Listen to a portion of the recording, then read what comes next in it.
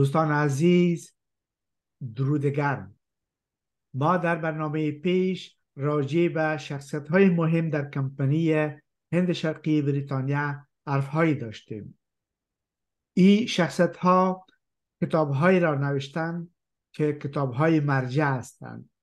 اونا در این کتاب‌های خود وضعیت افغانستان یا خراسان یا جاهایی که رفتن به تحلیل گرفتن، اشخاص را به شکل روانشناسی مطالعه کردند و در عین زمان تئوری های را به خاطر کشورکشایی بریتانیا پیشنهاد کردند و بعضی‌هایش هم به شکل شخصی در سیاست کمپانی نقش داشتند و کارهایی را هم کردند.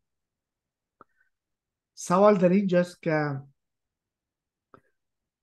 آیا اشخاص دیگه، مردم‌های بومی که در هند و افغانستان و خراسان بودن، کارهای به نفع بریتانیا کردن یا خیر؟ ما در برنامه پیش از سلطان محمد طلایی یاد کردیم که در مقابل طلا پشاور به بریتانیای هندی فروخت. پدرکلان نادرشاه، کسایی که نواسایش در شروع قرن 20 تا آخرین سلطنت در افغانستان شاهی میکردن. همکار عزیزم آقای فرهود، شما بازم خوش آمدین. میشه که سر چهره های غیر انگلیسی یا بریتانوی یک مقدار معلومات پرتین. در برنامه پیش از 2 نفر شما یاد کردین، ملا فیروز، بن کاووس و جمشید جی. میشه از این شروع کنین و کسای دیگه هم که باشم او را اضافه کنین. بفرمایید. تشکر از شما. سلام به بینندای ققنوس دوم. تمام تاریخ وقتی که ما ورق میزنیم، انسانهای چاپلوس، جاسوس، چاکر، موتی، خاکفروش، وجدان فروش همیشه وجود داشته و بیگانگان در قدیم و استعمار در تاریخ معاصر و استعمار نو و استعمار نیو لیبرال تا همکنون از همین نیروهای بومی که ما در ادبیات سیاسی معاصر به نام ستون پنجمی ها یاد میشن، از اینا استفاده میکنن. با مو حدی که زور نیزه و لشکر بیگانگان مؤثر واقع شده برای اشغال کشورها، به ویژه اشغال سرزمین ما، به مو حد وطن فروش ها، جواسیس و انسانهای خودفروخته نقش بسیار اساسی را در مستعمره سازی و اشغال افغانستان بازی کردند. شما در این 20 سال پسین میبینین که کرزه امریکایی ها چه قسم آوردن. ومی اشرف غنی با زن یهودی مسیحیش چگونه ای را آوردن، چگونه بر گرده های یک ملت سرفراز سوار ساختند و چگونه امی مردم خود خاموش گرفتند و او طرف بابا طالب داعش و القاعده را نشان میداد برای مردم که کرزای اشرف غنی را قبول داری یا اعلا کنم در جانت طالب و داعش و القاعده را. و مردم ما را مثل مردم قرن 19 و قرن 18 هندوستان گذاره والا ساختند که نه امی اشرف غنی و کرزی بهتر است از طالب و چی کرده. ایره مردم نمیفهمید که خود اشرف غنی و کرزی با طالب دو نوک یک پروژه است. در یک نوک پروژه لنگی سیاه آویزان است، در یک نوک پروژه نکتایی آویزان است. دو نوک یک پروژه است. در هر دوی از این انسان‌های وجود داره که گردن‌هایشان در اقتصاد کشورها، در سیاست کشورها، در استخبارات کشورها بسته است. امی وضعیتی که تا امکنون ادامه داره که ما نام از این سیاست تحمیل، سیاست تحبیب، سیاست تهدید، سیاست تفرقه و تخریب ماندیم، ای از انگلیس سرچشمه میگیره. در امی دوره که ما صحبت میکنیم قرن 18 و 19 زیاد آدم هاست که نقشای بسیار کلیدی را در حوزه سیاست، فرهنگ و اقتصاد بر انگلیس ها انجام دادند. تمام کارمندان انگلیس فارسی زبان ها بود. پس آنها پشتونا هم رخ نکردند در کمپنی، ولی در ابتدا فارسی زبان های خراسان و فارس از دکن، آگره، دهلی، همین فارسی زبان ها با منشأ خراسانی و فارسی هدف فارس است، با می منشأ یا با منشأ ساسانی و کوشانی و آخامنشی اتو بگویم با اینه تو یک منشأ در خدمت کمپنی بودن. از این جمله دو آدم، یکی جمشید، یکی ملا فیروز. در هر جایی که یک بدنامگی شکل میگیره ایره با نام ملا گره میزنن. انگلیس این توطئه انگلیس است، ملای لنگ. و شما میبینید که ملا فیروز کیست؟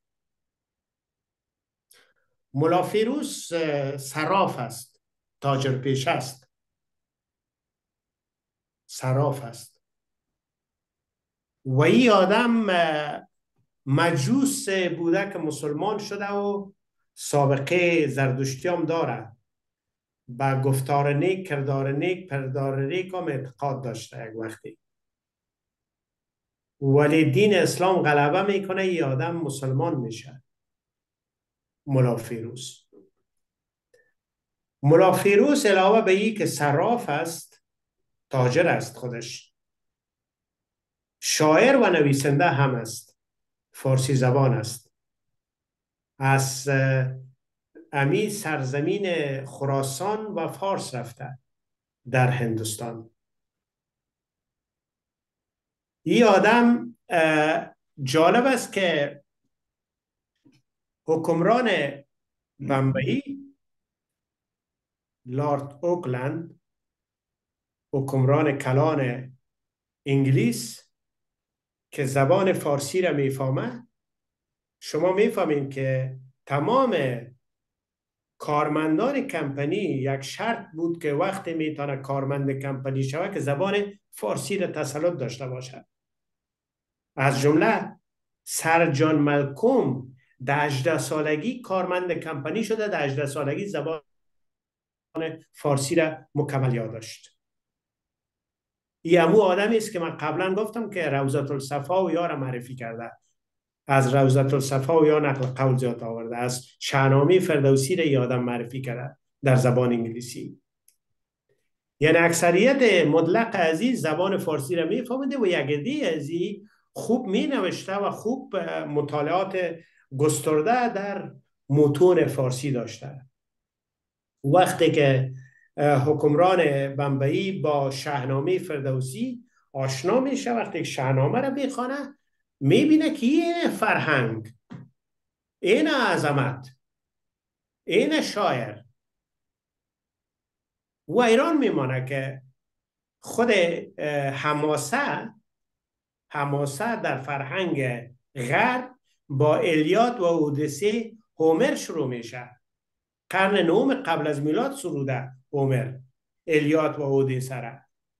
و الیاد و اودیسه هم مربوط به یونان باستان است، مربوط به کل اروپا نیست. و این جنگ تروا را تشریح میکنه. و این نیمه اسطوره‌ای است، نیمه اسطوره‌ای است. یعنی خدایان اولمپ در جنگ ها نقش داره بجایش. یعنی حماسه را که ما میشناسیم در ادبیات غرب، امی الیاد و اودیسه هومر است که 1900 سال قبل از فردوسی سروده شده. و در ادبیات هند هم حماسه وجود داره که در جایش. اما شاهنامه فردوسی حماسه بی‌نظیر تاریخ است که با الیاد و اودیسه هومر هم فرق داره، با شاهنامه و حماسه هایی که در سانسکریت خلق شده با اون فرق داره. و چنانچه دانشمندان، شرقشناسان، ادبیات شناسان فارسی به این باور هستند که شاهنامه فردوسی دیگه نه زاده شده نه زاده میشه، نبوغی که فردوسی داشته.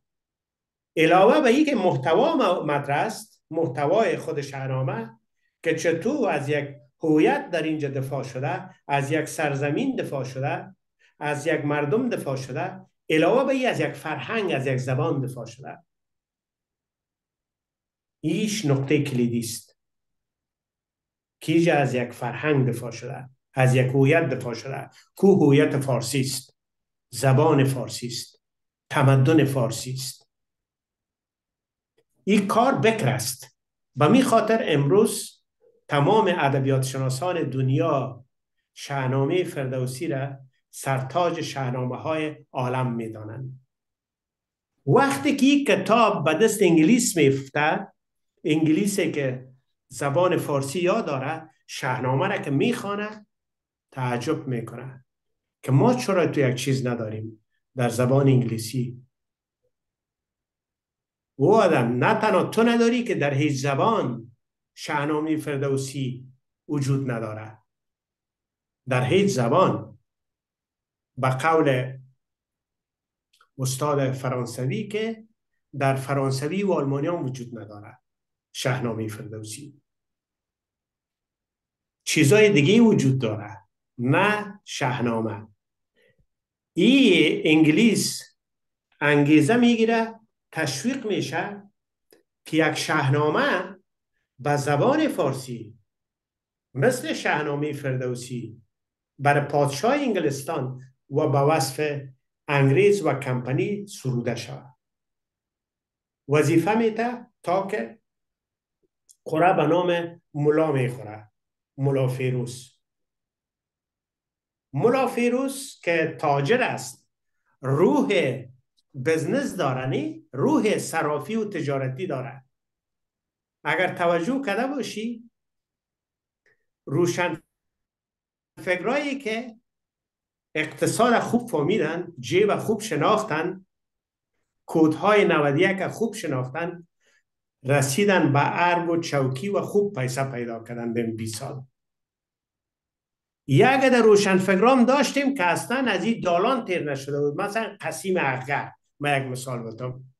قسیم اغر یک روشن فکر پاکنهاد تاریخ معاصر افغانستان بود. در فقر تولد شد، در فقر مرد. او را بلد نبود که چه قسم خود در کود و ارگ و پول برسانه، ولی یک در روشن فکر بوی میکنه پیسه را. کودها را بلد هستند، از بوی پیدا میکنن، میرن خورجینا را پر کردن و آوردن. روشن فکر در طول تاریخ میلیونر و میلیاردر نبوده. حال تو دمی کابل مطابق گزارشات امریکایا تو از 5000 روشن فکر یعنی تحصیل یافته، بگوییم تحصیل یافته و نکتای پوشه که میلیون حراس زیاد داری. هیچ وقت در تاریخ جهان نبوده ای تو میلیونرها که تو امروز داری 5000 10000. خب قره به نام ملا فیروز خورد. ملا فیروز چون صراف بود میپالیدم تو پیسره. یک که شاعر هم است، نویسنده هم است. وقتی که را گفتن دمی کاول ما و شما کم آدم ها در وصف امریکایی ها نوشته کردن که مقالاتشان است، کم از آدم ها بسیار زیاد است که در وصف امریکایی ها نوشته کردن زیر نامی که دموکراسی است و جامعه مدنی است و این خوب است و اتوس زده داعش است و زده چیست ایجام شده. ملا فیروز که در بوی پیسر میپالید گفت ما حاضر هستم که من تو یک شاهنامه مثل شاهنامه فردوسی برای انگلیس ها و کمپانی بسرایم. قرارداد امضا میشه. شاهنامه را ملا فیروز شروع میکنه. در 3 جلد شاهنامه خود میسازه. به نام خودش را جورج نامه گفته. اصلا جورج است، جورج نامه در 3 جلد و خوب لوت هم میگیره مناسب با این شاهنامه خود. امی آغازش برات میخوانم و این به زبان فارسی است دیگه. جورج شما میبینین که جورج اول داریم، جورج دوم، جورج سوم، جورج چهارم. این پادشاه هاست که در انگلستان آمده. به می خاطری برای جورج سوم اهدا شده به نام جورج نامه. در اینجا شعر تو شروع میشه.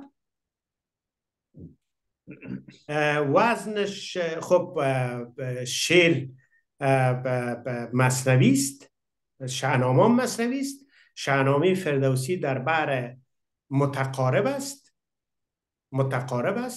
فعول فعول فعول فعول.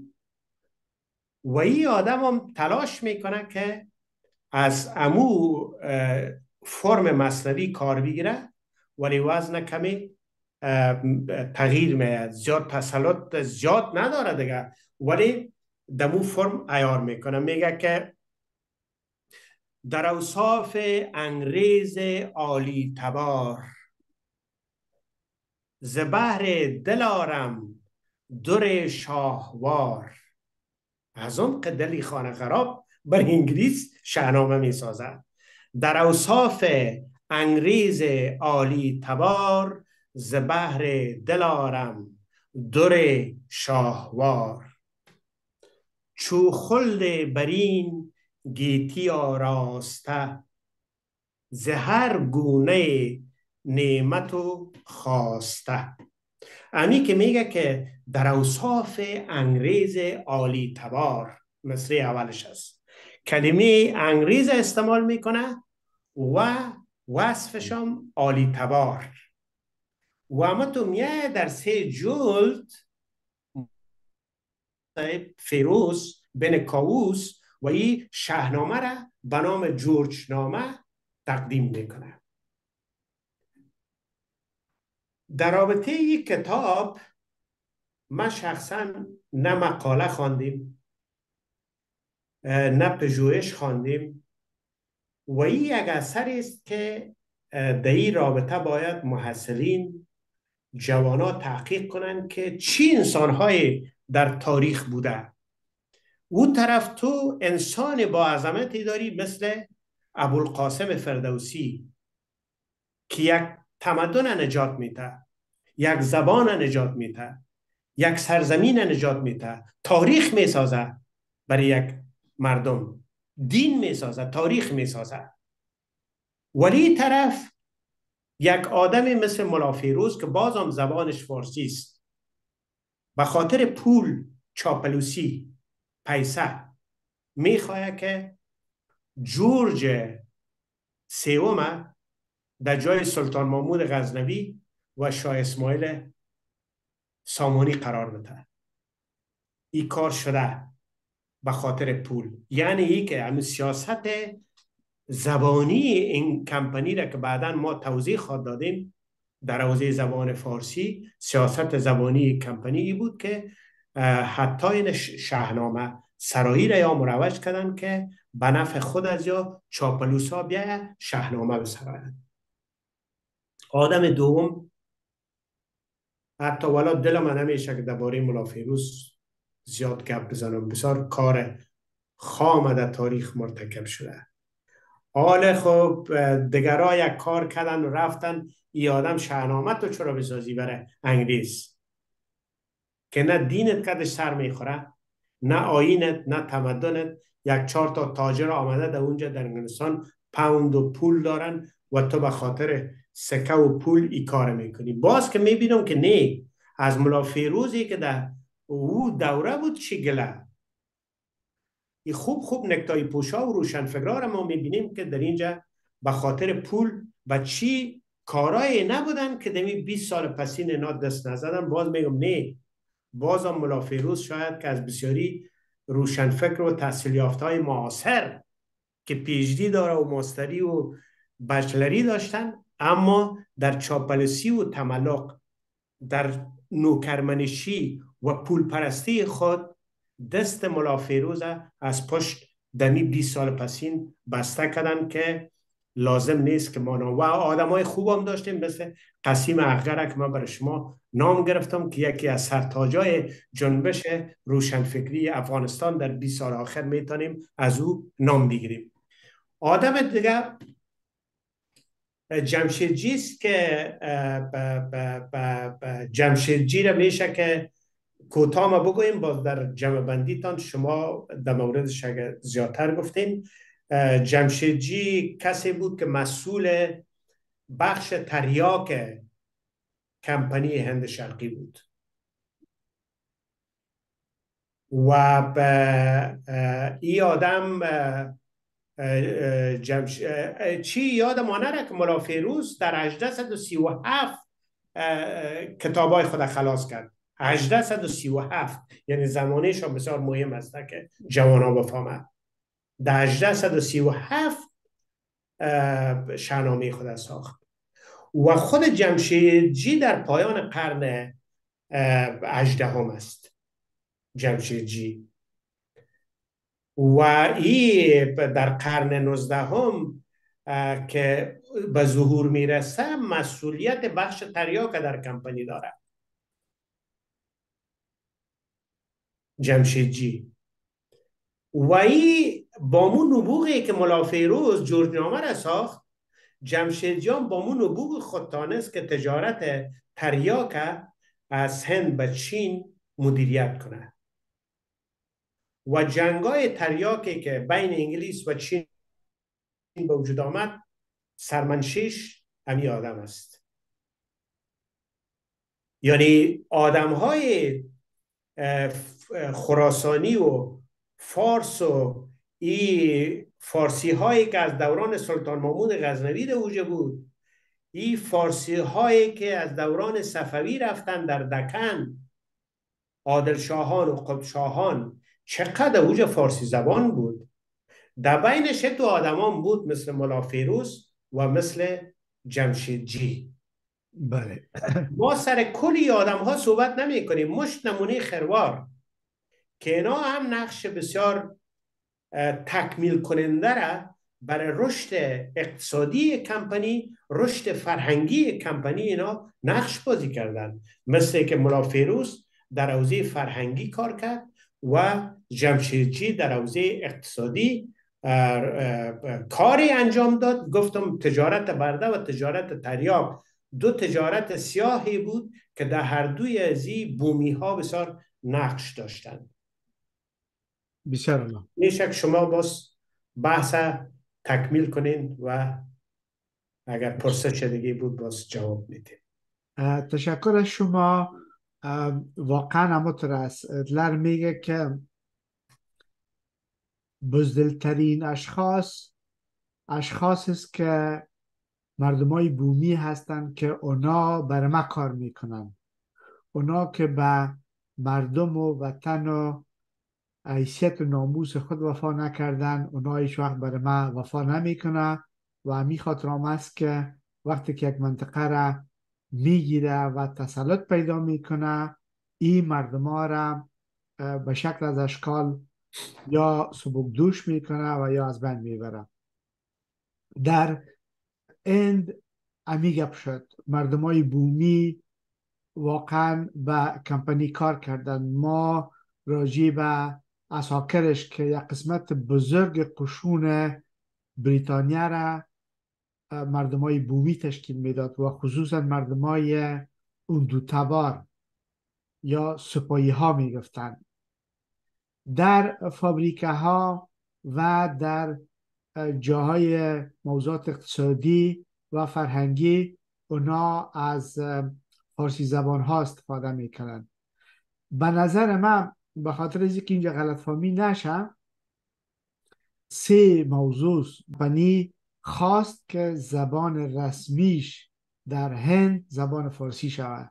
یکی بیشتر شما در موضوع هند یاد کردیم که قسمت شمال از گرگانی ها بودن. گرگانی ها زبان رسمیشان زبان فارسی بود. دکن هم فارسی بود، عادل شاهانی هم. در دکن عادل شاهان زبان رسمیشان زبان فارسی بود. بناهن این مردم ها چون مردم های بومی حساب می شدن و اکثریت از اینا هیچ ارتباط با فارس نداشتن. حتی از نفر پیشتر که شما ملا فیروز زردشتی. جمشیدجی که آه. اونا بعدا فابریکی تاتام که است مربوط از می فامیل است. اینا آه. از کسایی هستند که در زمان اعراب از ایران، چون اونا نخواستن جزیه بتن به دولت اسلامی و حکومت های اسلامی، نمیخواستن مسلمان شوند، آمدن در هند. بنابراین این مردم های بومی خود هند بودن و در پولوش چیزی که بسیار برای کمپانی بسیار جالب بود، تمدن فارسی. تمدن فارسی، تمدن خراسانی و تمدن ایرانی واقعا چیزی بسیار به ارزش بود که اونا وقتی که همین شاهنامه رو شما یاد کردین، کتاب میرخوانده که در گذشته ها هم در بارش گپ زدیم و زبان انگلیسی ترجمه شد، بناهن یا میخواستن که هم از تمدن فارسی استفاده کنن و در عین زمان چون زبان رسمی بود، بناهن این زبان زیاد سرش تاکید میکردن و هر کسی که در ارگانهای کمپانی کار میکردن اونا باید فارسی رو میفهمیدن. حتی جان ملکنه که پیشتر یاد کردیم در باریش، او خودشان فارسی یاد داشت. مطلق. و راجع به مردم های بومی دیگه که مهاراجای هند، ما در او باره در بارهش هنوز صحبت نکردیم که اونا به شکل بسیار رسمی در مقابل پول دولت های حکومت های کرایی را در مناطق تیار میکردن و خود سیاست بریتانیا همطور بود که یک منطقی را که میگرفتن، یک کس را به حساب به نام ماراجا انتخاب میکردن خودشان یا انتصاب میکردن و تمام سیاستش توسط کمپانی تعیین میشد، اما سمبل امو ماراجا بود. و امی سیاست ما بعدها در خراسان و در افغانستان هم دیدیم که به می شکل کارا کردن. تشکر از اینکه با ما بودین. شب روز خوش برتان. بدرود.